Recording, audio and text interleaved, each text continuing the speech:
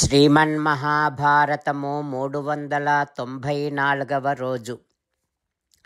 ఓం అస్మద్గురుభ్యో నమః. నారాయణం నమస్కృత్య నరం చైవ నరోత్తమం దేవీం సరస్వతీం వ్యాసం తతో జయం ఉదీరయేత్.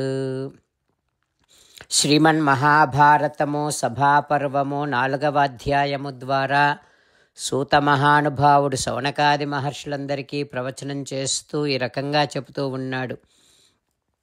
ఓ మహర్షులారా, వైశంపాయన మహర్షి జనమేజయ మహారాజుకు శ్రీమన్మహాభారతాన్ని ఉపదేశం చేస్తూ ఇలా చెబుతూ ఉన్నాడు. ఓ రాజా, మయాసురుడు శ్రేష్టమైనటువంటి అద్భుతమైనటువంటి సభామండపాన్ని నిర్మించి అర్జునునితో ఈ రకంగా అంటూ ఉన్నాడు.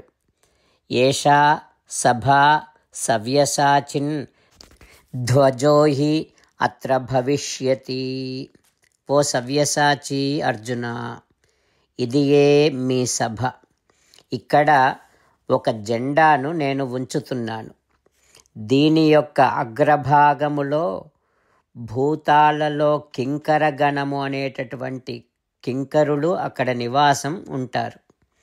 నువ్వు ఎప్పుడెప్పుడైతే ధనుష్టంకారాన్ని చేస్తావో ఆ శబ్దముతో, నీ ధనుస్సులో నుంచి వచ్చినటువంటి శబ్దముతో పాటు ఈ భూతగణం మేఘాలతో సమానముగా గర్జన చేస్తుంది.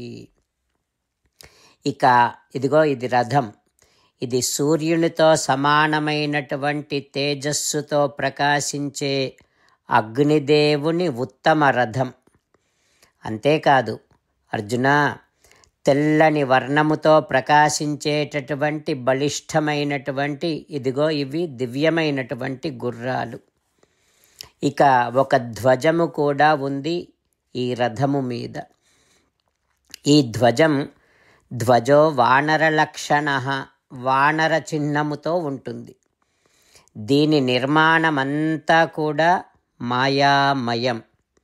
ఈ జెండా అగ్నిలాగా పైకి ఎగురుతూ ఉంటుంది, ఏది దీనిని అడ్డుకోదు. ఈ వానర ధ్వజం బహువర్ణం హి లక్ష్యేత ధ్వజం వానర లక్షణం. ఈ వానర ధ్వజం అనేకమైనటువంటి రంగులతో కనిపిస్తూ ఉంటుంది.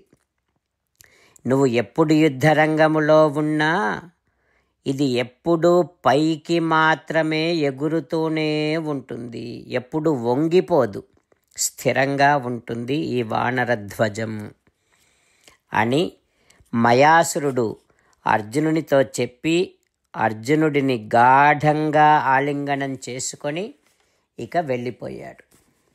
ఆ తర్వాత ధర్మరాజు ఆ సభాభవనములోనికి ప్రవేశించాడు.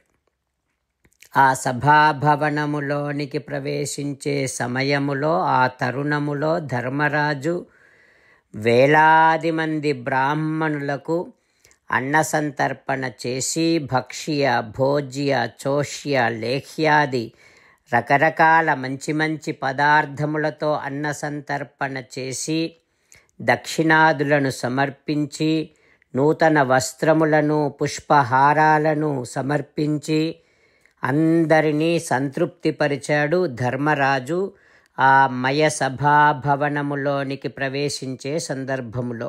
అంతేకాకుండా ప్రత్యేకముగా వచ్చినటువంటి బ్రాహ్మణులందరికీ 1000 చొప్పున గోవులను దానం చేశాడు ధర్మరాజు.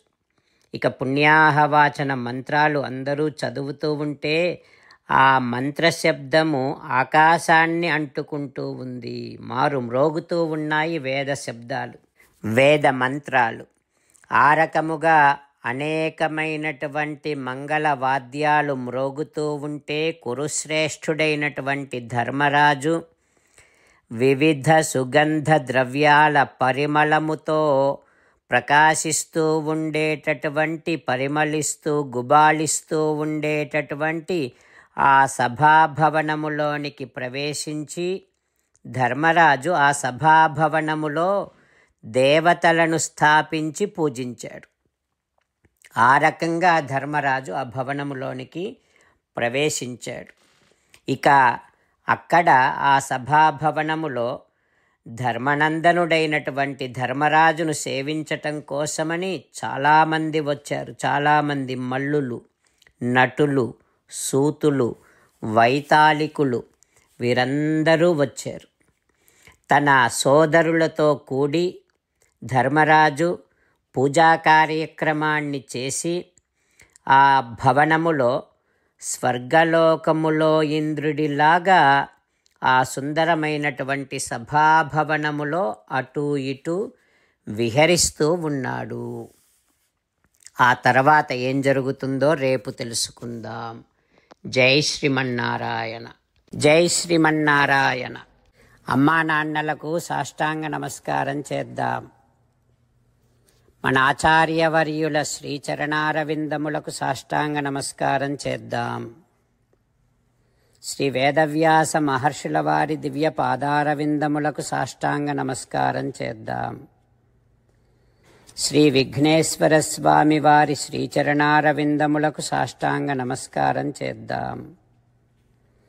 శ్రీమన్మహాభారత గ్రంథరాజమునకు శిరస్సు వంచి నమస్కరిద్దాం. శ్రీకృష్ణ భగవానుని శ్రీచరణారవిందములకు సాష్టాంగ నమస్కారం చేద్దాం. మన హృదయ మందిరములోనే అంతర్యామిగా వేంచేసి ఉన్నటువంటి శ్రీమన్నారాయణుడిని సేవిస్తూ మనని మనము స్వామికి సమర్పించుకుంటున్నామనే భావనాపూర్వకముగా సాష్టాంగ నమస్కారము చేస్తూ స్వామి నామ సంకీర్తన చేద్దాం. శ్రీమన్నారాయణ నారాయణ నారాయణ, శ్రీమన్నారాయణ నారాయణ నారాయణ. శ్రీమన్నారాయణుడే శ్రీకృష్ణ భగవానుడిగా వచ్చి మనందరికీ భగవద్గీతను ఇచ్చి మనందరినీ ఒక 8 పనులు చేయమని చెబుతూ ఉన్నాడు. అందుకని భగవన్ తప్పకుండా చేస్తామంటూ మనం ప్రతిరోజు ఈ రకంగా మాట ఇద్దాం. హో శ్రీమన్నారాయణ కరిష్యే వచనం తవ, సర్వం శ్రీకృష్ణార్పణమస్తు. జై శ్రీమన్నారాయణ.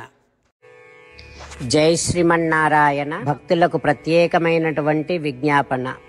మీకు అన్ని విషయాలలో వెంటనే మంచి ఫలితాలు రావాలి అనంటే ప్రతిరోజు 1 నిమిషం వెచ్చించి నారాయణాస్త్రాన్ని చదవండి. ఇక మీకు తిరిగే ఉండదు. నారాయణాస్త్రాన్ని పొందడానికి మీరేం చేయాలంటే నారాయణాస్త్రం అనే వెబ్సైట్కి వెళ్ళి మీ పేరు, మీ ఈమెయిల్ ఇస్తే మీ ఈమెయిల్కి నారాయణాస్త్రం PDF వస్తుంది. అందులో ఒక రామాయణ శ్లోకం, ఒక గీతా శ్లోకం, ఒక విష్ణునామం ఉంటాయి. ఆ 3ంటిని కలిపి నారాయణాస్త్రం అంటాం. ప్రతి ఒక్కరికి వేరువేరు శ్లోకాలను ఇస్తున్నాం. ఆ రకంగా ఎవరి శ్లోకాన్ని వారు ప్రతిరోజు తప్పనిసరిగా చదవటం వలన ప్రతిరోజు ప్రతి 24,000 భక్తులతో ఒకసారి సంపూర్ణ రామాయణ పారాయణ, 33 సార్లు శ్రీమద్ భగవద్గీత పారాయణ, 24 సార్లు శ్రీ విష్ణు సహస్రనామ స్తోత్ర పారాయణ జరుగుతుంది. ప్రతి ఒక్కరికి అంతటి విశేష ఫలితము ప్రతిరోజు లభిస్తుంది. అందుకని మీరు, మీ కుటుంబ సభ్యులు అందరూ ఒక్కొక్కరు ఒక్కొక్క నారాయణాస్త్రాన్ని వెంటనే పొందండి. జై శ్రీమన్నారాయణ. శ్రీమద్ భగవద్గీత సారాంశముగా 18వ అధ్యాయములో 65 నుంచి 69 శ్లోకముల ద్వారా శ్రీకృష్ణ భగవానుడు మనందరినీ ఒక 8 పనులు చేయమని చెబుతూ పరమాత్మ ఈ రకంగా అంటూ ఉన్నాడు. ఎవరెవరైతే నేను చెప్పిన ఈ 8 పనులు చేస్తారో వారందరూ నాకు చాలా ఇష్టమైన వారవుతారు. అప్పుడు వారిని నేను సకల పాపముల నుండి, సకల దుఃఖముల నుండి విముక్తులను చేసి నా అంతటి వారిగా చేసుకుంటా, తరగని ఆనందాన్ని అనుభవింపచేస్తా. నిజమే చెబుతున్నా, ప్రమాణము చేసి చెబుతున్నా అంటూ సాక్షాత్తుగా దేవదేవుడైన శ్రీమన్నారాయణుడైన శ్రీకృష్ణ భగవానుడే మనను ఈ 8 పనులు చేయమని చెబుతూ ఉన్నాడు కనుక హో శ్రీమన్నారాయణ కరిష్యే వచనం తవ, తప్పకుండా చేస్తా, నువ్వు చెప్పినట్టే చేస్తా అంటూ మనం ప్రతిరోజు దేవదేవుడైన శ్రీమన్నారాయణుడికి ఈ రకంగా మాట ఇద్దాం. హో శ్రీమన్నారాయణ, నువ్వు చెప్పినట్టే నేను నిన్నే సంతతము ధ్యానము చేస్తూ ఉంటా.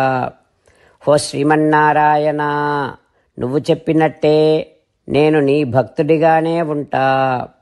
హో శ్రీమన్నారాయణ, నువ్వు చెయ్యమన్నట్టే నేను నా విధులను కర్తవ్యాలను నీ సేవగా నీ తృప్తి కోసమనే సక్రమంగా నిర్వర్తిస్తూ ఉంటా.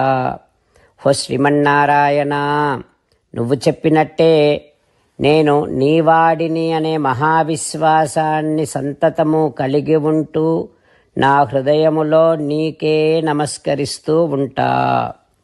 హో శ్రీమన్నారాయణ, మామేకం శరణం వ్రజ, నన్నొక్కడిని మాత్రమే శరణు వేడుకో అని నువ్వే అన్నావు కనుక నేను నిన్ను ఒక్కడిని మాత్రమే శరణు వేడుకుంటా.